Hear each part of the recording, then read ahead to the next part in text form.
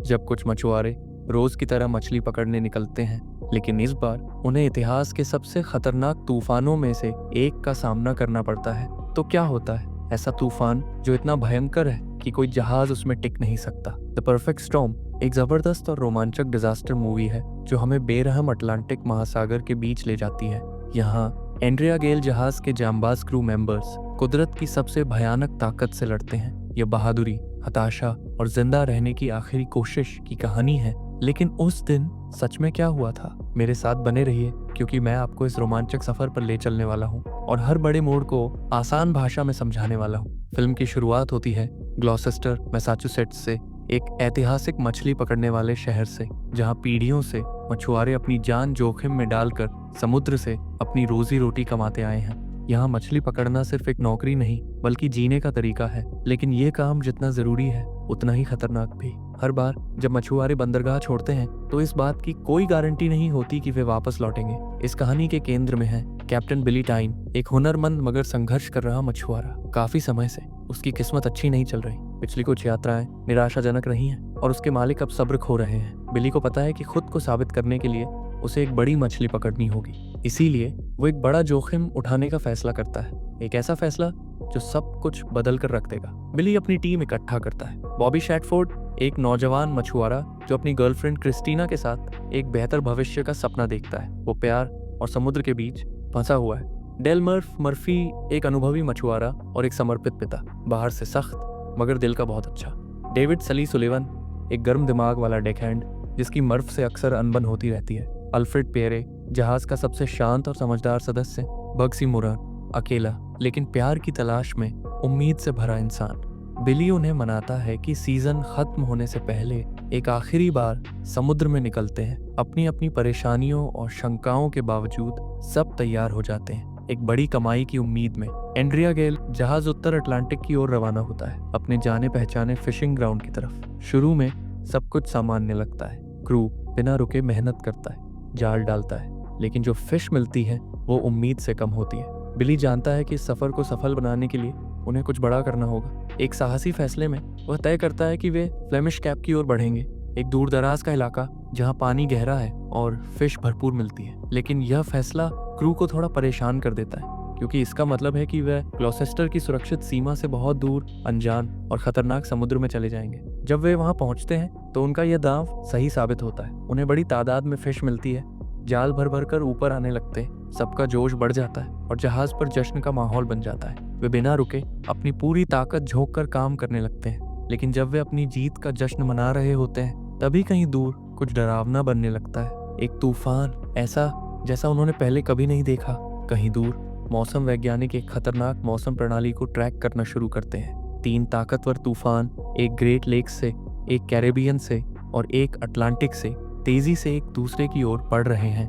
इनका टकराव एक भयानक स्थिति पैदा करता है जिसे एक्सपर्ट्स परफेक्ट स्टॉर्म कहते हैं। एक ऐसा दुर्लभ तूफान जो जिंदगी में बस एक बार आता है। इस तूफान में हैरिकेन जैसी तेज हवाएं होंगी और इमारतों से ऊंची लहरें उठेंगी। इधर एंड्रिया गेल पर क्रू को इस आसन्न तबाही की कोई खबर नहीं होती। जब उन्हें मौसम की रिपोर्ट मिलती है तो पता चलता है कि हालात बिगड़ रहे हैं। अब बिली के सामने एक मुश्किल फैसला है। उनका जहाज फिश से भर चुका है, लेकिन आइस मशीन खराब हो रही है। अगर वे जल्द ही घर नहीं लौटते तो उनकी सारी मेहनत बेकार हो जाएगी और उन्हें भारी नुकसान होगा। वे वापस लौटने की बात करते हैं, लेकिन एक बड़ी समस्या है। घर जाने का एकमात्र रास्ता उसी तूफान के बीच से होकर जाता है। बिली, जो एक अनुभवी कैप्टन है, मानता है कि वह इस तूफान से जहाज को निकाल सकता है। आखिरकार वह फैसला करता है, हम वापस जा रहे हैं। जैसे ही वह ग्लॉसेस्टर की ओर बढ़ते हैं, समुद्र उनके खिलाफ होता जाता है।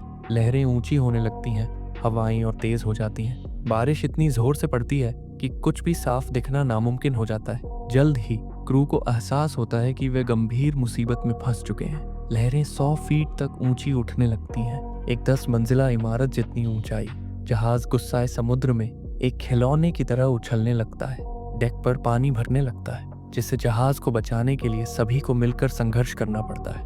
इंजन जवाब देने लगता है और एक मैकेनिकल फेल्योर के कारण वे लहरों के रहमोक्रम पर आ जाते हैं। मर्फ घायल हो जाता है, लेकिन रुकने का वक्त नहीं है। हर कोई सिर्फ जिंदा रहने के लिए लड़ रहा है। बिली अपने पूरे अनुभव का इस्तेमाल करते हुए जहाज को बचाने की कोशिश करता है, लेकिन हर बीतते पल के साथ तूफान और भी भयानक होता जाता है। उधर ग्लॉसेस्टर में उनके परिवार बेसब्री से किसी खबर का इंतजार कर रहे होते हैं। क्रिस्टीना, बॉबी की गर्लफ्रेंड, का दिल अचानक बेचैन हो उठता है। उसे महसूस होता है कि कुछ गड़बड़ है। बाकी मछुआरों की पत्नियां और परिवार वाले भी एक जगह इकट्ठा होते हैं, किसी कॉल, किसी संकेत, कुछ भी सुनने की उम्मीद में। इस बीच कोस्ट गार्ड तूफान में फंसे दूसरे जहाजों के लिए राहत और बचाव अभियान चला रहा होता है, लेकिन हालात हर मिनट और बिगड़ते जा रहे हैं। हेलीकॉप्टर और रेस्क्यू टीमें अपनी जान पर खेलकर फंसे हुए नाविकों को बचाने की कोशिश कर रही हैं, असल बहादुरी की मिसाल पेश करते हुए। लेकिन एंड्रिया गेल के लिए हालात और भी खराब होते जा रहे हैं। घंटों तक लगातार जूझने के बाद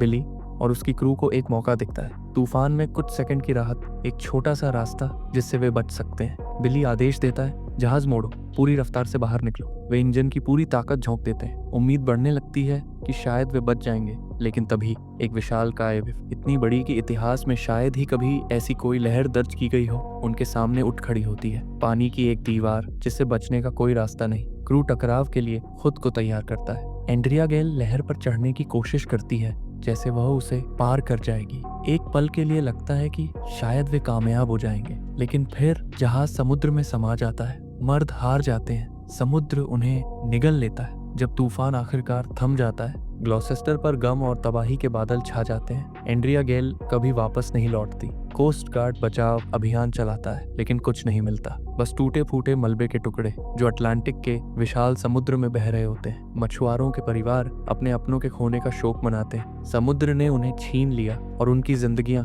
हमेशा के लिए बदल जाती हैं। कुछ दिनों बाद बिली, बॉबी और पूरी क्रू की याद में एक मेमोरियल रखा जाता है। वे भले ही इस दुनिया में नहीं रहे, लेकिन उनकी हिम्मत और कुर्बानी हमेशा उनके परिवारों और ग्लॉसेस्टर की मछुआरा बिरादरी के दिलों में जिंदा रहेगी। यह फिल्म सिर्फ एक डिजास्टर स्टोरी नहीं है, ये एक सच्ची त्रासदी है जो हमें प्रकृति की जबरदस्त ताकत और उन बहादुर लोगों की हिम्मत की याद दिलाती है जो अपनी रोजी रोटी के लिए सब कुछ दांव पर लगा देते हैं। शानदार सिनेमेटोग्राफी, दमदार एक्शन सीन और गहरी भावनाओं के साथ द परफेक्ट स्टॉर्म आपको आखिरी सेकंड तक अपनी सीट से बांधे रखती है। अगर आपको सर्वाइवल थ्रिलर, असली हादसे और इंसानी हौसले की कहानियां पसंद हैं, तो यह मूवी आपको जरूर देखनी चाहिए। तो आप क्या सोचते हैं? क्या कुछ ऐसा हो सकता था जो एंड्रिया गेल को बचा पाता?